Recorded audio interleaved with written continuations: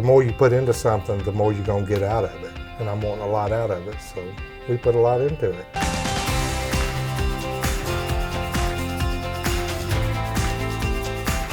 The reason we chose the franchise is to have basically the business plan already.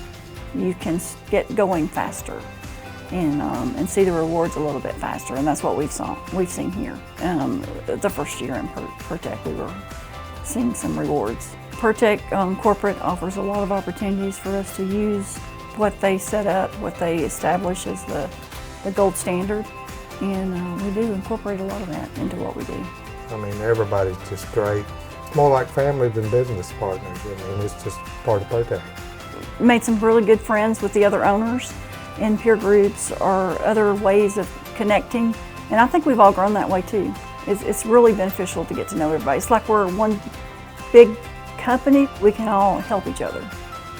Dealing with businesses is definitely more rewarding, I think, than dealing with the general public. I would rather be able to build a relationship with that business and keep it going. That's kind of been our experience. So the reason we went into this business because our son is in the business with us. Our main goal is to have him where he has a career for ever how long he wants it, and we have a retirement plan.